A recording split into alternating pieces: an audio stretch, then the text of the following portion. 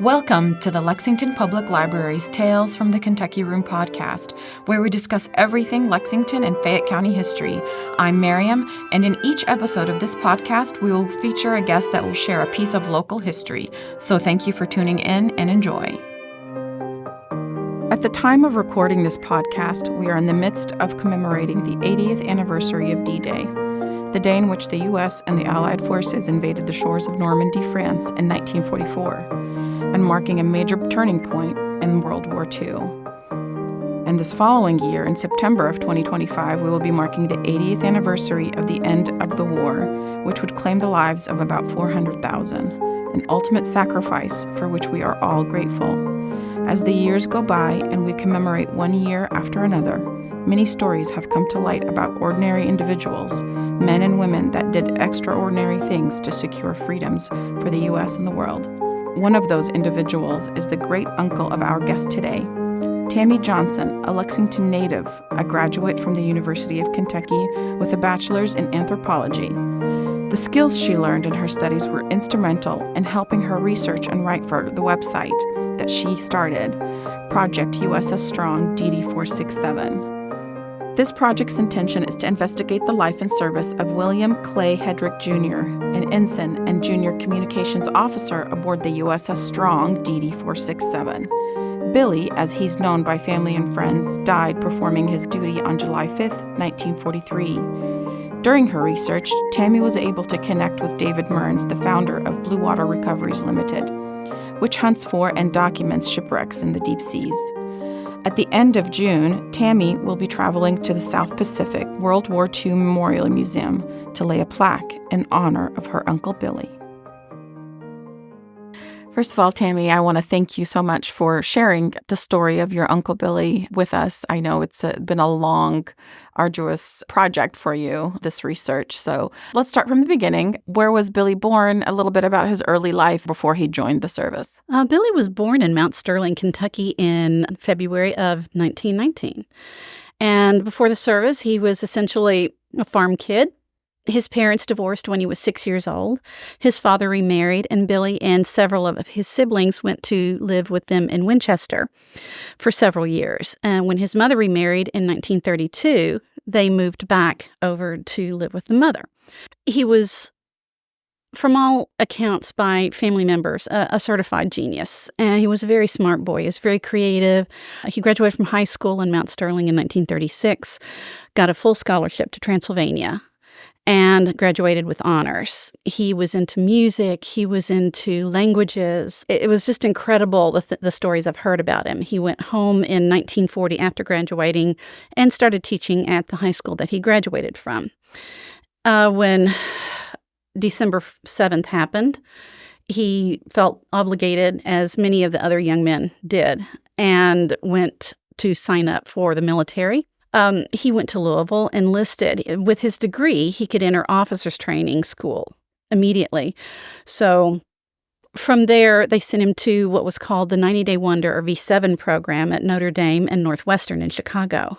So within 90 days, he went from being a college graduate and teacher to an ensign in the Navy. Wow, that's incredible. And he was stationed or assigned to which ship, and when did he ship out?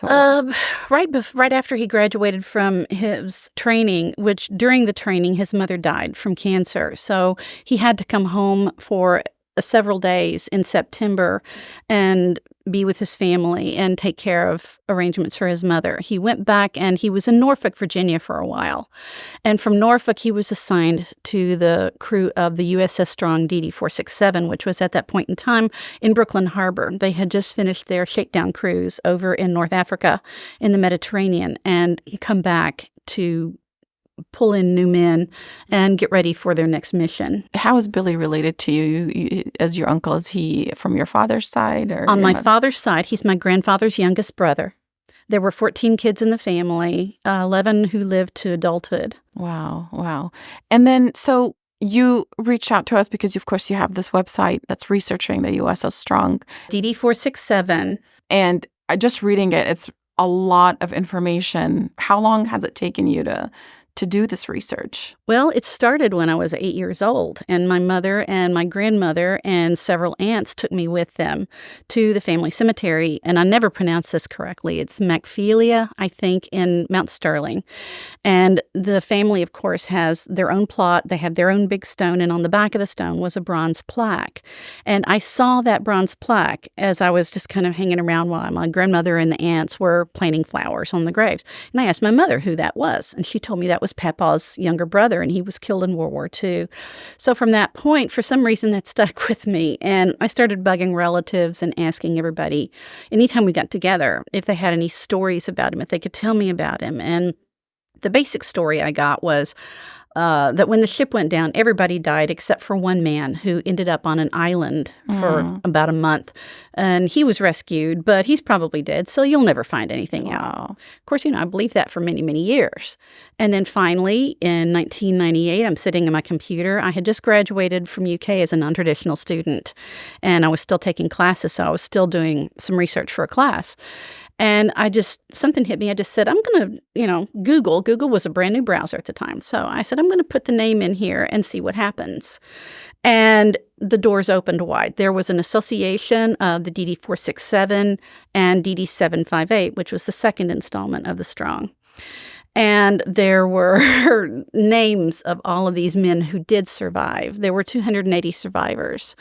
So they had their contact information, email, phone numbers, and I started contacting some of these men. And the next year, my husband and I went to a reunion and was given a large book of printed stories that these officers who served with my uncle and other enlisted men on the ship had compiled into this history of the ship, of everything that happened, their stories before and after. I mean, it's just incredible what I was given. And from that point is when I started really doing more research on my own and trying to learn more. And that was in 1999. But it wasn't until 2012 that we went back to another reunion, and that was when I started the website. That was so much happened that year. The ship, when it went down, were his shipmates able to tell you any stories about his last day, or do they know him, or their own stories? Or I had only communicated with one man who remembered knowing him, another one of the officers, Milton Hackett. And one of the stories that I have, Milt had told me that he had some photographs that he had taken on the ship that made it home before the ship went down. And he said, your uncle is in 2 of the 3 photographs. And he offered to send them to me. So it was a few years later, I finally contacted him back and I said, do you still have those? Can I have copies of them? So he sent me copies of these photographs. And what was interesting is I looked at these, and to me it looked like a fraternity hazing, nothing I'd ever seen before. And I looked at these photographs, and I saw my uncle, and I looked at my husband, and I said, I wish I had something from Billy that told me what was going on here, what this was, everything that happened. I wish I had something that told me. A few months later, one of his sisters died in East St. Louis, Illinois. And her children sent some of her things to the only remaining sibling, my Aunt Stella, who lived in Richmond at the time. And Stella knew what I was doing. She knew I was doing the research for him on him. So she found something in the research, or in the stuff that the kids sent, and sent it to me with an envelope that said, I think you'd like to have this for your research. And when I opened it up, it was a letter on ship stationery written by him. The ceremony happened on January 10th of 1943. The letter was written January 17th, and to his sisters, Naomi and Lillian, or Toots and Nero is what their nicknames were, and it detailed everything that happened to him on the ship that day. Everything. And I just kind of went cold. It's like, oh my God, he heard me. Yeah. So that letter's in here. Yeah, that is incredible. Like, I feel like in some ways, there is some sort of link between you and him, that urgency to research and find out more about him, because there's a story there to be told. I can't explain it any other way. Yeah. I mean, I was 8 years old. If I hadn't gone with them that day, none of this would be happening. Yeah. I never would have seen that. Wow. So, yeah. What other stories have you found? Oh, where do I start? Okay, there have been a lot of people that have helped me on this journey. Timing is everything. Timing is everything. And there was one gentleman, his name was Charles Daniels, but he went by Dan. And we met under completely unrelated circumstances, never in person. It was always email.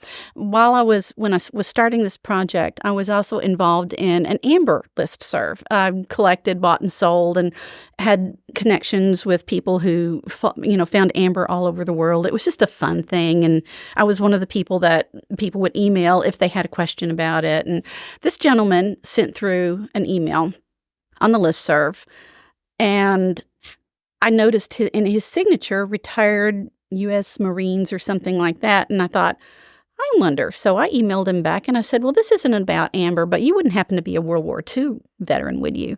And it just so happens he was. He was with the 1st Battalion, 2nd Marines, or 1st Marines, 2nd Battalion, anyway, that was over in the South Pacific that helped to clear the Japanese out of Tulagi Island, which was part of the Solomon Chain.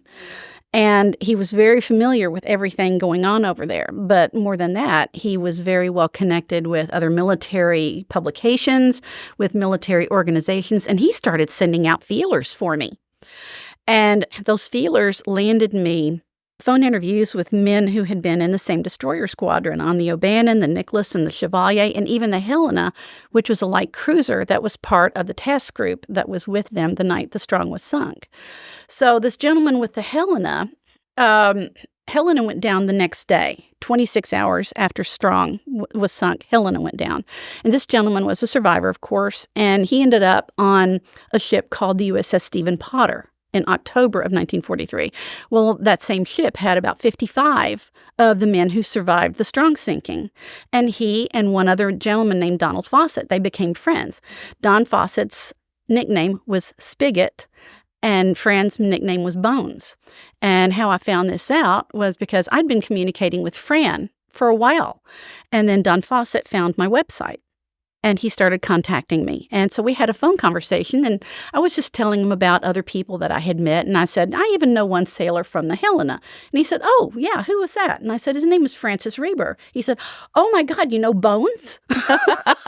These men hadn't seen each other in the 73 years. So I said, yes, I do. And I contacted Fran, and I gave him Don's information. I gave Don his information. And they started emailing and calling each other again. And then in 2016, Don and his family took a little side trip to the Stephen Potter reunion, and Fran was there. And they saw each other for the first time in 73 years. And when Don got home, he called me and told me about it, and he thanked me for hooking him up, and then he died a few months later. But he got to see his friend. So that is one of the really interesting connections that's been made, is I met somebody through a totally unrelated field and was able to hook him up with Don Fawcett. That's incredible. I mean, that's the importance of the research, though, and getting the information out there. I mean, we're in the information field as librarians, and the importance of that and making the connection and helping others connect. Well, if not for the internet, I wouldn't have been able to do any of this. And so, again, timing, and I just don't believe in coincidence anymore. I think with the timing, so many of these things that people would label a coincidence have just come about and worked out just beautifully. You also mentioned that you received help with some of the research and the shipwreck finding through David Mearns. Oh, my goodness. And the research of it. Okay, so I'll start with David. David helped me with the beginning of everything. I was working with another researcher out of Chicago for a couple of years, and things weren't really working well. We didn't mesh. Our personalities didn't mesh. He wasn't really confiding in me, and he had his own agenda about why he might want to go find the ship, and it just didn't coincide with mine. So I started getting really frustrated, and I thought, okay, I need to find somebody else who might take me seriously. So there was a group out there they're a group of treasure hunters, and they had a program on TV at the time that I used to watch all the time. And I thought, okay, this is not what they do. They don't do history, but this has got to be a pretty small group of people, and they have to know each other. So I got on their website, and I sent them a note, and I said, I know this isn't what you do, but do you know the name of someone who does do historic ships? And about a week later, I got an email back and said, yes, we do. You're right. This isn't what we do, but this is who you need to talk to. And it was David Mearns of Blue Water Recoveries Limited. Well, David is an expat. He was born and raised in New Jersey. So he's an American. He's been in England since he was about 21, 22 years old, and started working for this company called East Point, which eventually kind of morphed into Blue Water Recoveries, and he now runs and owns the group. So the first time I contacted him was in 2011, and he wrote back. He was very nice, but he said, this isn't something that I can really help you with right now, but we exchanged a couple of other emails with some information, and, this is one of the speed bumps that you hit when you get to research, the timing again. So I kind of got discouraged and let it go for a little bit. And then there was one family member I met first off. His name was Andy Hoder. His father, Stanley, was one of the survivors. And Stanley had been on the Nevada when it was bombed on December 7th of 1941 and survived that. And then he ended up on Strong. Well, he died in, I think, 2011 or 2012. But Andy has been one of my best supporters. And he said, we were having a conversation one day, and he said, you really need to contact David again. This was, I think, in December of 2011. So I said, I've been thinking about that. I think I need to have a short, sweet little email with 3 bullet points of why this is an important wreck. So I put together an email of the 3 bullet points, and one being the story of Lieutenant Hugh Miller, who was the one who survived on Arundel Island for all those days. He was there for 39 days, and he gathered all this information from Japanese soldiers that he was able to kill. And when he was rescued, he was able to turn that over to his superiors, and that's another whole long story. But then also the sinking of the Strong was the longest torpedo death strike in World War II history at over 11 nautical miles, and maybe even history itself.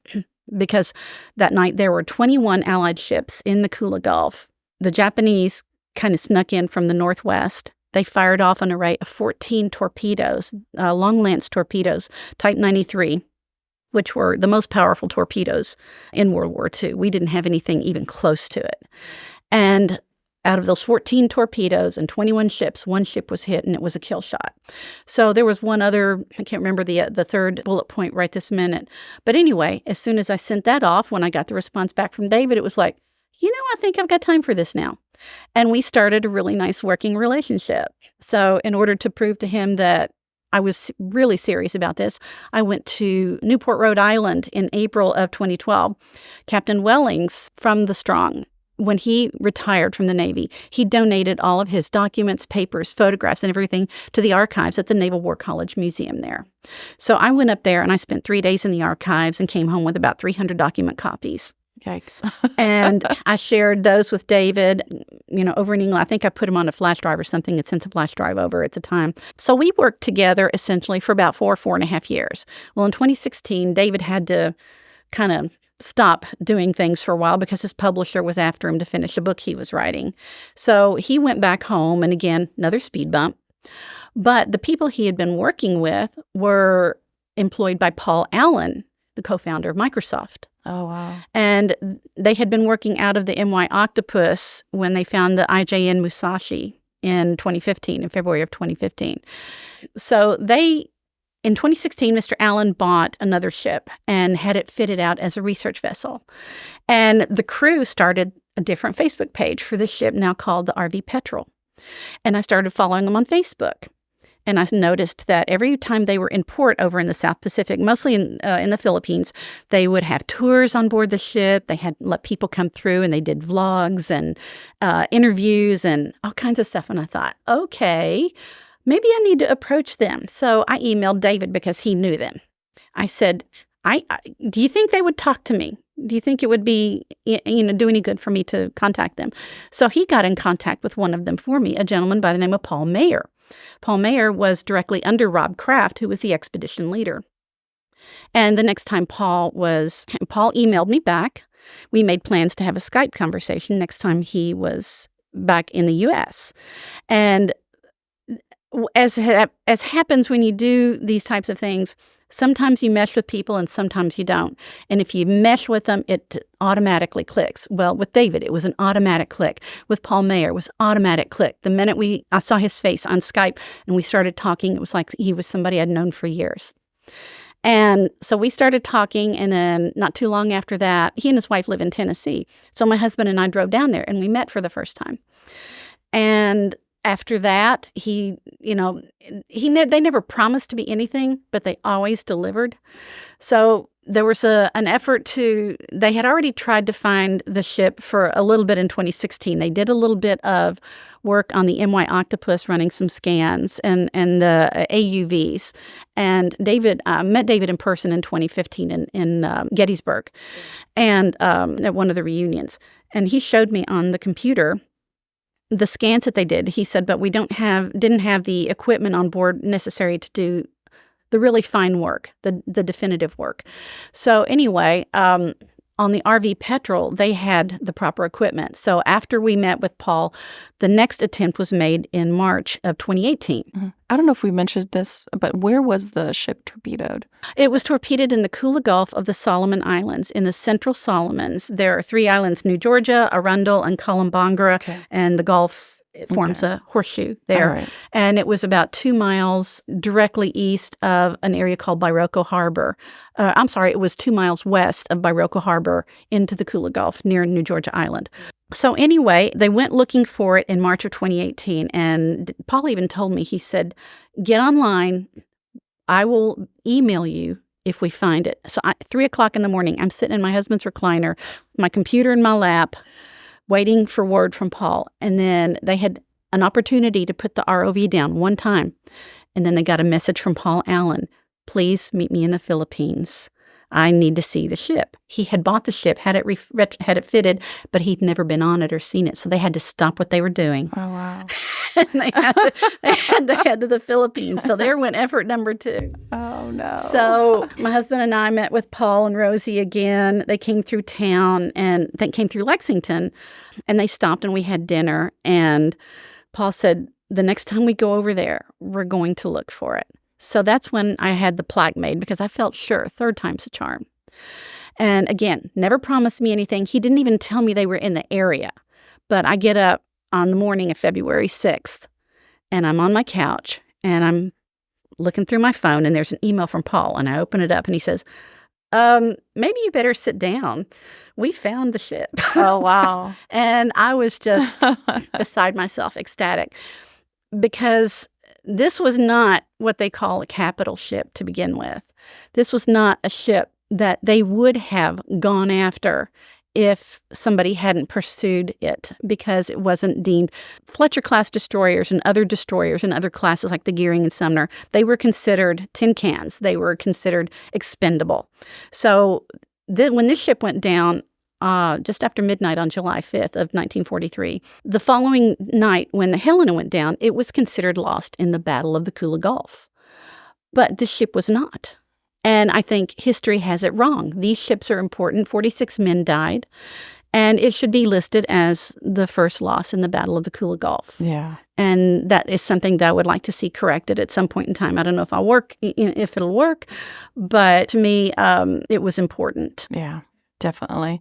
And that's incredible that they were able to find it at that, again, timing. I have all of the ROV footage. We saw them again after that. We went back to Tennessee, and he handed me a hard drive with all of the ROV footage and the research that they conducted on it. And it's several hours of sitting and looking at this. And when the ship went down, after it was torpedoed, as it was going down, the depth charges exploded. And so all you see of the wreck, it's in smithereens. It's literally in small pieces and upside down, and it's incredible. Incredible. You also brought with you today a book called The Castaways' War, One Man's Battle Against Imperial Japan by Stephen Harding. That's another fantastic story. Really? Okay, do tell. I started the website in June of 2012. And after I started the website, I kept thinking, I wonder if there would be any military magazine that I could write a story to and see if they would submit it to. Because anything that you put out there, I was hoping I would find more family members and gather more stories. And oh boy, have I. But anyway, there was a gentleman named Dave McComb who posted my website link on his Destroyer History website. And Steve was on that website, and he wanted to do a story for the magazine. He was, at the time, the editor-in-chief of Military History magazine. He was looking to do a story on Hugh Barr Miller, and he found the link to my website, got on the website, and I had just posted a blog up about I can't remember what the subject matter was. Oh, it was the ship's diaries. And I had gotten, David Mearns had helped me get some research from the National Archives in College Park, Maryland. And I had posted some excerpts from those diaries. And I said, anybody that would like me to share this research with them, let me know. Send me a message. Steve found that blog. Wow. So he sent me an email and introduced himself, said who he was and what he was trying to do. And I looked at that email and I said, of course, the mouth drops open and I'm like, oh, here we go again. Somebody heard me. And I got up out of my chair and I did a little happy dance. And then I sat down and I sent him another email. And we started emailing. Then we had some phone calls. And then in one phone call, he said, I've decided this isn't going to be an article. I want to do a book. Okay. So that was in 2013, and this book came out, and I was his research partner. The book came out in May of 2016. So, yeah, that was pretty incredible, and it has been optioned for major motion pictures twice, but the second option, like I was telling you a little bit ago, they had scouted the locations. They had Australian actors lined up to do it. They were getting ready to start shooting in April of 2020. Oh, wow. Yeah. What timing. Oh, my gosh. Again, timing, yeah. Yeah. And you mentioned that you have a plaque that is to commemorate the USS Strong. Yeah. Tell us a little bit more about how you went down that path. Well, if you watch enough stuff on the Discovery Channel and the History Channel, you see these amazing ships that have gone down and, they put memorial plaques at the site of the wreck. Yeah. So I thought, well, if I can do that, if the ship is found, I want to have something that we can put, because Billy has the epitaph on the back of the Hedrick Stone in Macphilia. But I wanted something at the site to commemorate his loss and the loss of the other 45 men. So I asked the families, I said, would you like to contribute to having a plaque made? And the family members ended up paying for the entirety of the plaque. I designed it. I wrote a little poem that goes on the front of it, but they paid for it. And when they found the ship in 2019, the next step was to get the plaque at the wreck site. They were supposed to be back over in the South Pacific in 2020. And Paul told me we're supposed to be between Tinian Island and Guam doing some work with a group called History Flight to locate some wrecks of airplanes. And he said, while we're over there, we will try to get you over there, and we'll go down to the Kula Gulf and get the plaque situated in the water. So I said, well, how should I design it? How are you going to get it down there? So he gave me the specifics for designing it. They were going to construct a concrete base that it would slide into. They would take the ROV, put the base down there. U.S. law, Navy law does not allow you to put a plaque on the wreck.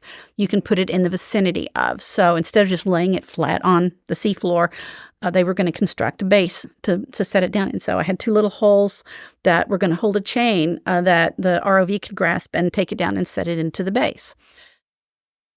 Okay, so then COVID happens and we don't get over there and the plaque doesn't get put at the wreck site. So it sits in my home it's been there since late 2018. And it needs to go somewhere. So my decision was to try to get it to the South Pacific World War II Museum on the island of Espiritu Santo in Vanuatu in the South Pacific. All right. So that's where hopefully it will lay. That's where it's going. Yeah. I'm leaving on June 30th. I've been working with the project manager for the museum. His name is Jimmy Carter. And of course, that brings up, hey, a peanut farmer in America's Georgia, but this guy lives in Brisbane, Australia.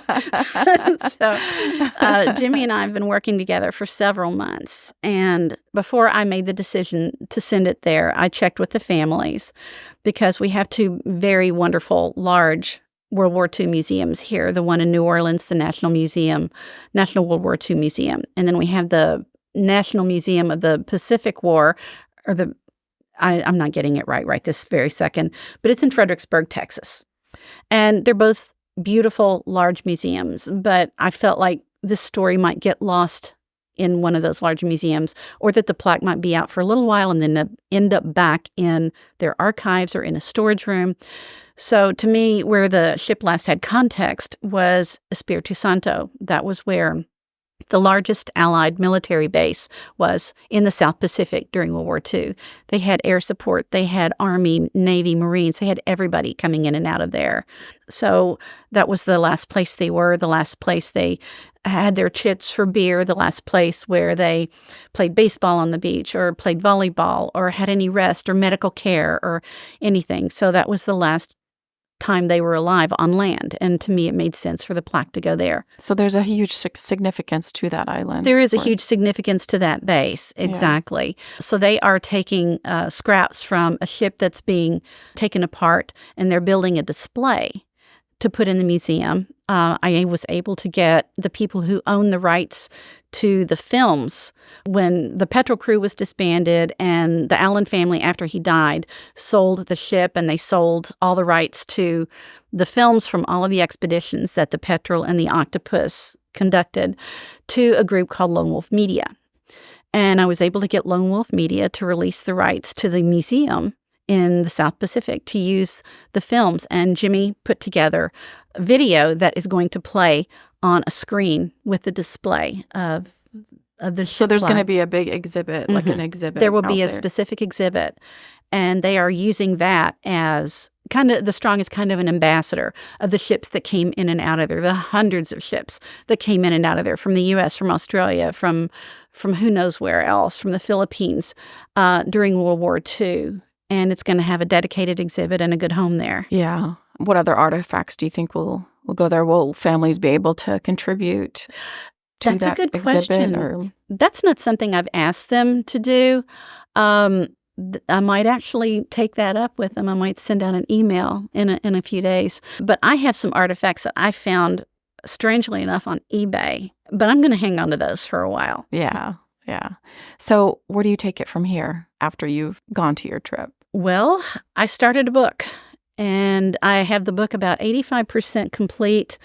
The last chapter will be the trip and how things go. And yeah, that I can't see finishing the book before I do the trip. And then that will be the end of it. Now, if something happens and there's another option for a film or a series that we're working on, that's just going to have to come after. I need to get this book finished. And I've got a lot of editing to do. Oh, I'm sure. Some of the chapters I started 3 years ago, and I need to go in and make a lot of edits. Yeah. Yeah. Well, good luck on that book, and definitely reach out when you are done with it. We would love to have you back on at least one of our podcasts to talk about it. So hopefully. Well, that would be amazing. Yeah. Steve is going to introduce me to his literary agent. He's going to help me with the pre-editing before we submit it. So, it might end up being self-published, but I don't care. I just need to get the story down. Exactly. Like we mentioned before, the story needs to be told so that other stories emerge from it too. So, well, Billy was a Kentucky boy, and there were 3 other Kentucky boys on the ship, and they all died as well.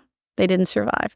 And I've met some of those families. But yeah, I want people to learn about Billy. He was an extraordinary young man, and if he had survived, he would have been amazing. He would have had an amazing life. Yeah. Well, next year, I believe, marks the 80th anniversary of the end of World War II. World War II, yes. So it's important to recognize the Kentucky boys that contributed to. Well, their pictures are on my website as well. Thank you so much, Tammi. We appreciate you visiting us.